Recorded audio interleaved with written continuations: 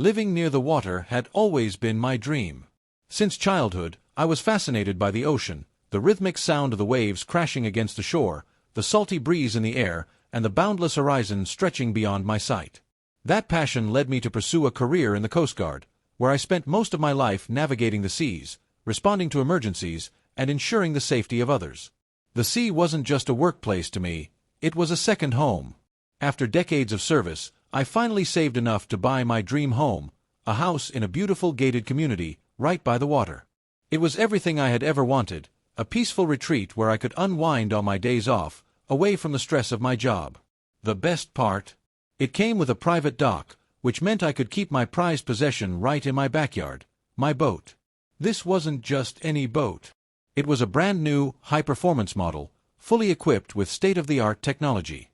It was perfect for fishing trips, leisure cruises, or just spending quiet moments alone on the water. Every detail had been meticulously chosen, from the advanced navigation system to the luxury seating. Owning this boat was the realization of years of hard work, a symbol of everything I had accomplished. I couldn't have been happier, until she moved in. For the first few weeks after moving in, everything seemed perfect. The neighborhood was peaceful, the people were friendly, and I finally had the relaxation I had been yearning for. But then, a new neighbor moved into the blue house down the street, and suddenly, everything changed. This woman, let's call her Linda, seemed to have made it her mission to be the self-appointed enforcer of the neighborhood's standards. She wasn't part of the Homeowners Association, HOA, initially, but that didn't stop her from voicing her unwanted opinions about everything and anything. And unfortunately, one of her primary targets became my boat. First, she complained that it didn't fit in with the aesthetics of the neighborhood. According to her, my sleek, modern boat clashed with the so-called coastal charm of the community. She argued that boats should have a rustic wooden design, something that fit the traditional maritime look that she believed the community should maintain. Never mind that my boat was legally docked at my private property and wasn't affecting anyone else. Next, she started ranting about fairness. She didn't have a private dock, so she insisted it was unfair that I did. According to her, the fact that I could keep my boat so conveniently on my property was an unjust privilege that gave me an advantage over the other residents. She pushed the HOA to introduce new rules about docking rights, but thankfully, they ignored her ridiculous complaints. Still, she didn't let it go. Every time she saw me maintaining my boat or preparing for a trip, she made a snide remark. "Must be nice having special privileges," she'd say. Or, "I don't understand why some people get to use up all the space while the rest of us have to struggle." It was irritating, but I had dealt with plenty of difficult people in my career. I knew the best way to handle people like Linda was to ignore them. Unfortunately, that didn't stop her from escalating things. At first, I truly believed ignoring her would make her stop. After all, most people eventually lose interest when they don't get a reaction. But Linda wasn't like most people. When she realized I wasn't engaging with her, she decided to take things further. She started spreading rumors around the neighborhood, telling people that my boat was an eyesore and that it was decreasing property values. She told others that I was breaking rules by having it docked there, even though I had all the necessary permits. She even tried to convince the HOA to ban private docks entirely. Then came the petty harassment. More than once, I found scratches on my dock, nothing severe, but enough to show someone had been there. Small things started going missing from my storage shed, like my fishing gear and cleaning supplies. I had no proof it was her, but given her obsession with my boat, it wasn't hard to connect the dots. The worst part? She wasn't doing this because she actually believed I was in the wrong. She was doing it because she was jealous. She wanted a boat. She wanted a private dock. And since she couldn't have those things, she wanted to make sure I couldn't enjoy mine. But I still refused to engage. I wasn't about to let some entitled neighbor ruin my peace. And in hindsight, maybe that was a mistake, because when she saw that I still wasn't reacting, she made the worst decision of all. It was a Saturday morning, and I woke up early, eager to take my boat out for a ride. The weather was perfect, clear skies, calm water, and a gentle breeze that made it the ideal day for a fishing trip. I grabbed my gear, made my way down to the dock, and then, I froze. My boat was gone. For a moment, my brain refused to process what I was seeing. I blinked, rubbed my eyes, and looked again, hoping that somehow I was imagining things. But no, the dock was empty. My boat, my pride and joy, was missing. Panic surged through me. Maybe the HOA had moved it? Maybe there was some mistake. But then I saw it. The mooring ropes had been cut. Someone had deliberately taken my boat. Adrenaline kicked in. My years in the Coast Guard had trained me to react quickly in emergencies, and this was no different. I needed to act fast. The sea could be dangerous, and if someone had taken my boat without knowing how to operate it properly, they could be in serious trouble. That's when I heard a voice behind me. "Hey, Mr. Thompson," my neighbor, an older gentleman, called out. "I thought you lent your boat to that woman from the HOA. Saw her taking off with it earlier." My stomach dropped. "Who?" I asked, already knowing the answer. "You know, the lady from the blue house. The one that's always complaining. Linda." I clenched my fists. She had actually done it. She had stolen my boat. Anger flooded through me, but I forced myself to stay calm. I wasn't just some random boat owner. I was a Coast Guard officer. And that meant I had more resources than she could possibly imagine. The first thing I did was pull out my phone and check the boat's tracker. Of course, my boat had a GPS tracking system. It wasn't just a toy, it was a high-performance vessel with top-tier security. Within seconds, I had its exact location. And what I saw on the screen made my blood run cold. Linda wasn't just taking a quick joyride. She was far from shore, heading deeper into the water. But it was clear from the erratic movement of the tracker that she had no idea how to control the boat. I had seen enough boating accidents in my career to know that she was in serious danger. If she got caught in a strong current or ran out of fuel, she wouldn't be able to navigate back. The sea was no joke, and she had just thrown herself into a life-threatening situation. She had stolen my boat, and now she was about to learn the hard way just how big of a mistake that was. Without wasting another second, I grabbed my keys, jumped into my vehicle, and headed straight for the Coast Guard base. Linda thought she could take my boat without permission. Now, she was about to find out what happened when you mess with the wrong person. The morning sun reflected off the calm waters as I walked towards my private dock, the scent of salt in the air and the distant calls of seagulls filling my ears. It was a Saturday, and I had planned a peaceful morning of maintenance on my boat, followed by a relaxing fishing trip. As I approached the dock, a sudden chill ran down my spine. Something was off. The sight before me didn't make sense. My boat, my pride and joy, the one I had meticulously cared for, was missing. At first, I thought my eyes were deceiving me, so I blinked, hoping it was some kind of mirage. But no, the empty space remained, and panic started creeping into my veins. Frantically, I searched for signs of what had happened. Had the condominium moved it? Had there been some sort of maintenance issue I wasn't informed about? That's when my eyes fell upon the mooring ropes, severed, not untied, but cut clean through. My pulse quickened as the realization hit me. This wasn't a mistake. Someone had stolen my boat. My mind raced through the possibilities. Who would be audacious enough to steal from a Coast Guard officer? The thought alone was ridiculous. I wasn't just any boat owner. I had spent years at sea, trained to deal with maritime crimes and emergencies. Whoever had done this was either incredibly naive or supremely arrogant. Either way, they had just made a colossal mistake. Just as I was gathering my thoughts, a familiar voice called out from behind me. "Mr. Thompson, I thought you lent your boat to that woman from the HOA. I saw her leaving with it earlier." I turned sharply to face my neighbor, my heart pounding. "Who?" "You know, the one from the blue house. The one always complaining about your dock." I felt the blood drain from my face. Her. The woman who had spent months criticizing my boat's presence, the woman who had argued that I didn't deserve the privilege of having a dock, had actually stolen my boat? It was almost laughable, if it weren't infuriating. My hands clenched into fists as I processed the sheer audacity of her actions. Not only had she been a nuisance in the community, but she had now escalated her entitlement to outright theft. She had no idea how much trouble she was in. Unlike most boat owners, I had the advantage of experience and preparedness. My boat was equipped with a state-of-the-art GPS tracker, something that came standard in my line of work. Wasting no time, I pulled out my phone and accessed the tracking system. Within seconds, a map appeared, pinpointing the exact location of my vessel. There it was, farther from the shore than any amateur should have dared to venture.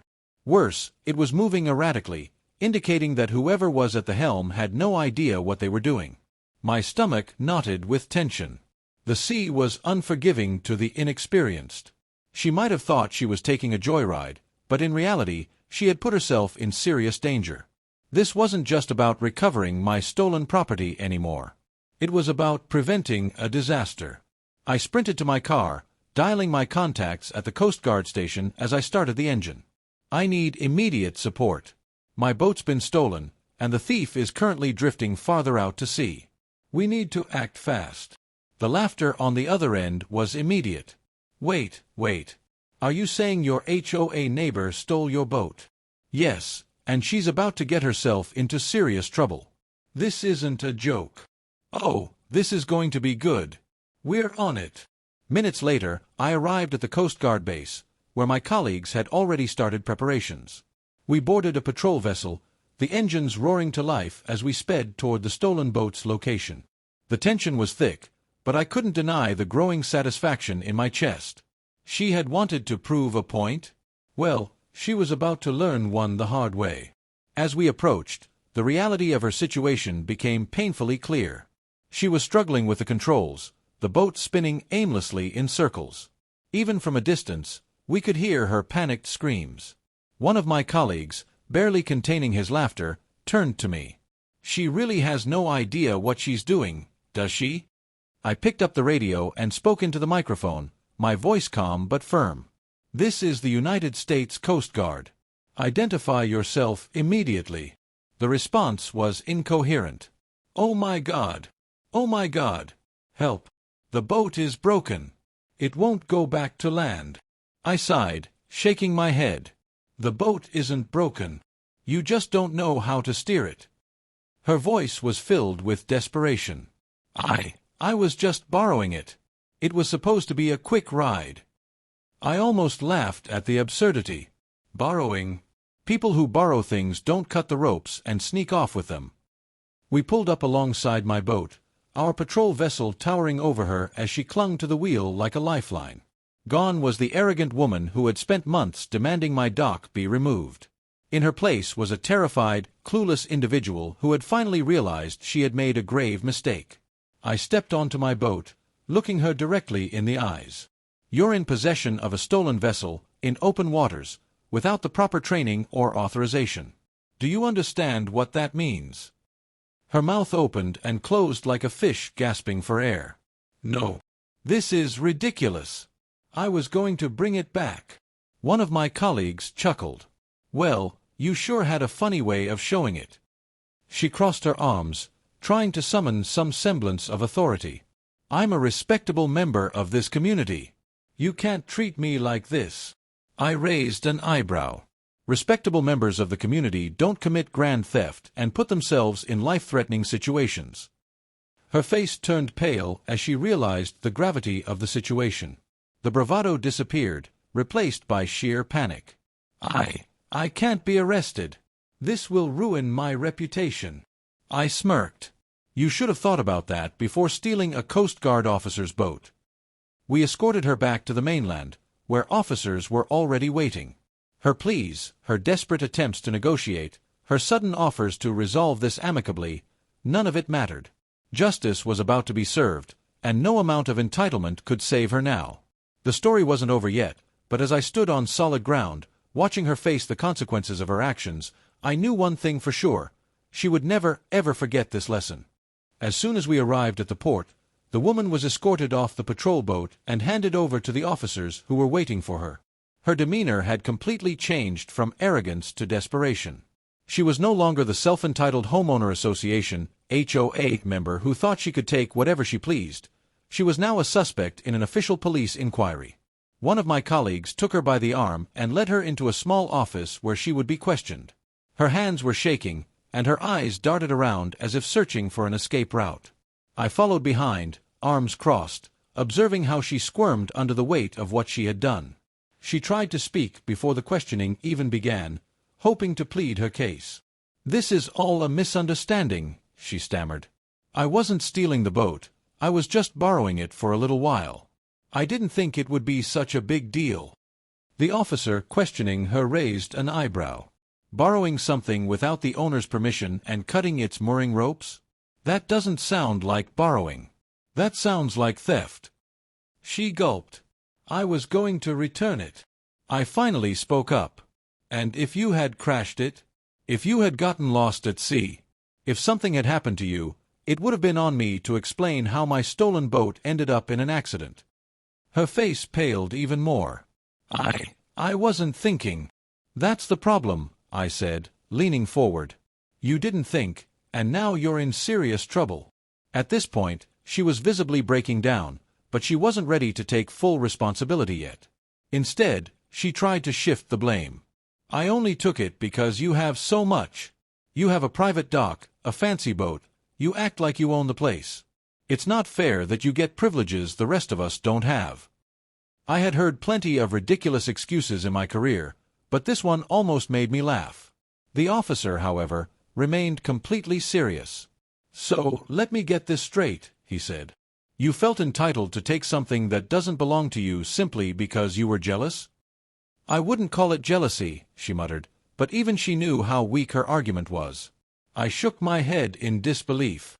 "The HOA doesn't control what I do with my property. If I bought a boat and have a private dock, that's because I worked hard for it, not because I was handed special privileges. But none of that gives you the right to take my boat without asking." She was starting to realize that no matter what excuse she came up with, it wouldn't change the fact that she had committed a crime. And the worst part? She had stolen from the wrong person, a Coast Guard officer who knew exactly how to handle a situation like this. Once her excuses ran dry, the officer moved forward with the process of formally charging her. "You are being charged with unauthorized use of a vessel, destruction of property due to the cut mooring ropes, and reckless endangerment by operating a boat without any training or safety measures." She gasped. "Wait, charges? I thought I could just apologize and return the boat.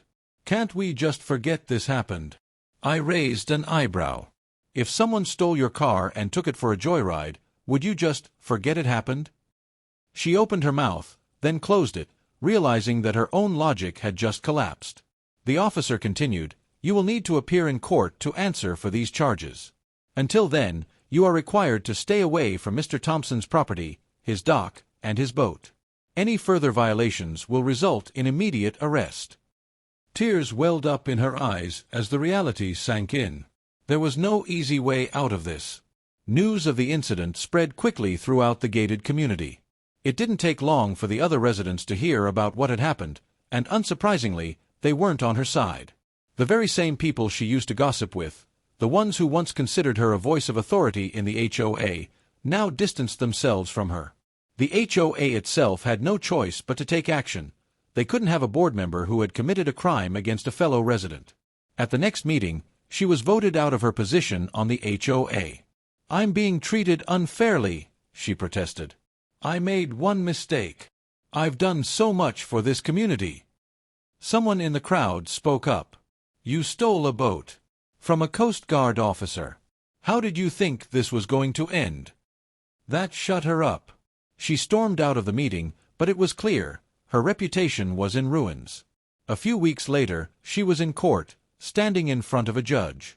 Despite her attempts to downplay the situation, the evidence against her was overwhelming. The tracker data showed exactly where she had taken the boat, the cut mooring ropes were undeniable proof of her actions, and my statement as the owner sealed the case. In the end, she was ordered to pay damages for the destruction of property and legal fees. She also received a hefty fine for operating a vessel without authorization. And while she didn't receive jail time, the judge made it clear that any further violations would result in immediate incarceration. But perhaps the worst consequence wasn't the financial loss, it was the damage to her reputation. She became the joke of the community. The woman who thought she could do whatever she wanted but ended up humiliated and legally punished. Not long after, I noticed a "for sale" sign in front of her house. It was clear that she couldn't handle the shame and wanted to start fresh somewhere else. As for me, my boat was now secured with even tighter security, and no one dared to touch it again. If there was one lesson she had learned the hard way, it was this: Some actions have consequences that can't be undone.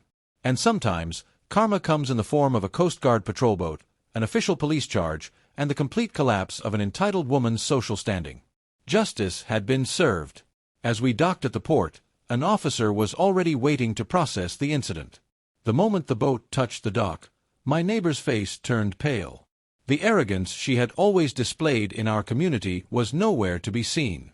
Instead, she was a trembling, desperate woman realizing that she had completely destroyed her own reputation and possibly her future. I stepped off the patrol boat first, my uniform still crisp despite the intense situation we had just navigated. My colleagues secured the stolen vessel while I walked over to the officer waiting to take the official statement. Before I could even say a word, she stumbled forward, grabbing onto my arm as if she could beg her way out of the mess she had created. "You're not really going to file charges, are you?" she stammered, eyes wide with fear. "It was just a misunderstanding. I didn't mean any harm. I thought you wouldn't mind." I pulled my arm away and met her gaze with a firm expression. "You cut the mooring ropes. You took my boat without permission. You had no experience handling it. And you went into open water alone. How exactly was this a misunderstanding?" She opened her mouth to speak, but had no real answer. The officer beside me cleared his throat, looking at her sternly. "Ma'am, you're going to need to come with us to the station for a formal statement. Depending on the charges filed, you may need legal representation." Her face crumpled. "Legal representation?" Her voice cracked as if the words alone were a death sentence. "Yes, ma'am.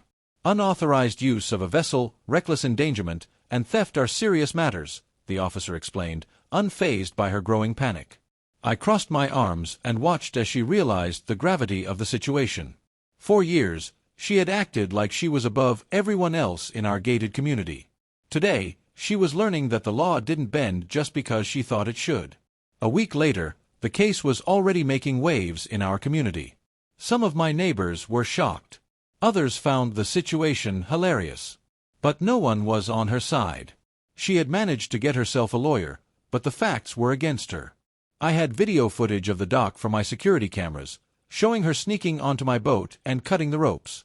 The Coast Guard had recorded the entire rescue operation, including her panicked radio calls and my professional response. There was no wiggle room for her to twist the story in her favor. At first, she tried to downplay the situation. "It wasn't theft. I was just borrowing it," she insisted in court. But the judge wasn't having any of it. "Borrowing implies permission," he said, his voice echoing through the courtroom. "Did you have permission from the owner?" She bit her lip, looking down at her hands. "No," she admitted. The judge nodded. "Then it was theft." Her lawyer scrambled to lessen the charges, but the evidence was clear. I had every right to pursue legal action, and I wasn't backing down. This wasn't just about my boat. This was about setting a precedent that entitled people like her couldn't get away with blatant disregard for other people's property and safety. Word spread fast. By the time she returned home that evening, she had become the talk of the entire gated community. She had always tried to paint herself as a model citizen, an important member of the homeowners association, someone who could dictate the rules of the neighborhood. But now, everyone knew her as the woman who stole a boat and got caught by the Coast Guard. People whispered as she passed. Some laughed outright. Others shook their heads in disapproval. "She had the nerve to complain about his boat being an eyesore, and then she stole it," one neighbor commented in disbelief. "The HOA better do something about her," another neighbor scoffed. And that's exactly what happened. The homeowners association, which she had been a part of for years, held an emergency meeting. Given her legal troubles and the embarrassment she had brought upon the community, they voted her out of the HOA entirely. Her influence was gone. Her power was gone. And her reputation completely shattered. She tried to fix the situation. First, she sent me messages pleading for me to drop the charges. "Please, let's settle this privately. I'll pay for any damages," she wrote. I ignored her. Then, she tried getting the HOA to pressure me into withdrawing the complaint. That only backfired when they reminded her that she was no longer a member and that they had no intention of defending her actions. Finally, in one last desperate attempt, she sent a formal letter through her lawyer, offering me a large sum of money if I agreed not to proceed with the case. It was never about the money. I refused, and the legal process moved forward. She was found guilty of unlawful use of a vessel and reckless endangerment. The judge ordered her to pay fines, cover legal fees, and attend a mandatory boating safety course. In addition, she was legally banned from coming near my dock or attempting to use my boat again. After the case was settled, she disappeared from community events. She avoided people. No one wanted to associate with her anymore. Her downfall was complete. A few months later, a "for sale" sign appeared in front of her house. She was leaving. No farewell party. No goodbyes. Just a quiet retreat from the life she had once controlled with arrogance. She packed up and moved out without fanfare, her dream of being a respected community leader completely destroyed by her own actions. And as for me, my life went on as usual. My boat remained securely docked, now with an upgraded security system, not that anyone else would dare try to steal it after what happened. The experience was a lesson for everyone in the community. Entitlement and arrogance would only get you so far. In the real world, actions had consequences.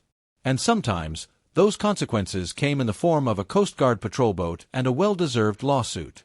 In the end, justice was served, and I continued enjoying my peaceful life by the water, knowing that no one would ever dare touch my boat again.